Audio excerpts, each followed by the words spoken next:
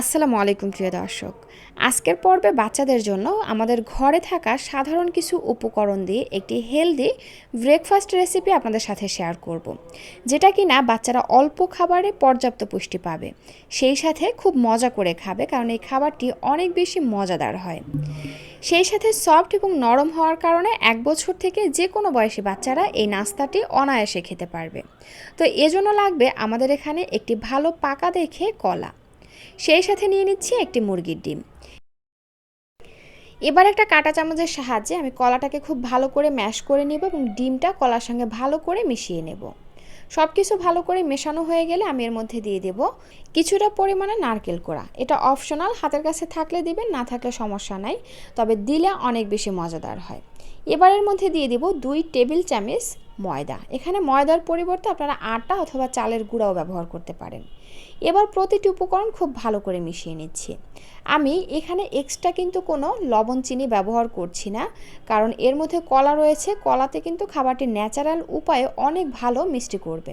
তবে আপনারা চাইলে 1 চিমটি লবণ ব্যবহার করতে পারেন হালকা স্বাদের জন্য। তো যাই হোক, প্রতিটি উপকরণ খুব ভালো করে মিশিয়ে নিয়েছি। এবার এটাকে নিয়ে চলে যাচ্ছি ভাজার জন্য চুলায়। চুলায় একটা প্যান বসিয়ে দিয়ে তার মধ্যে দিয়ে দিচ্ছি এখানে কিছুটা পরিমাণে ঘি। এখানে ঘিয়ের পরিবর্তে আপনারা বাটারও ব্যবহার করতে পারবেন। ঘি অথবা বাটারের যদি কোনোটাই হাতের কাছে না থাকে, সেই ক্ষেত্রে কিন্তু আপনারা এখানে রান্নার তেলও দিতে পারবেন। তো যাই হোক, ঘি যখন ভালোভাবে গলে আসবে, এই পর্যায়ে আমরা এই মিশ্রণটি দিয়ে দিব এবং চামচের সাহায্যে এটাকে গোল শেপ করে নেব। তারপর একটা ঢাকনা দিয়ে ঢেকে এগুলোকে চুলার আঁচ মিডিয়াম এবং লোয়ের মাঝামাঝি রেখে 2 থেকে 2.5 মিনিটের মতন ভেজে নেব।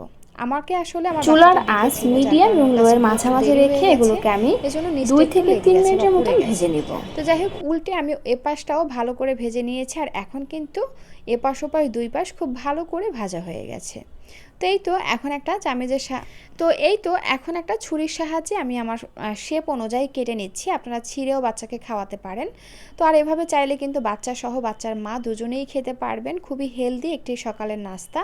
চাইলে আপনারা বাচ্চাদেরকে রাতেও দিতে পারেন অথবা হালকা নাস্তাও দিতে পারেন।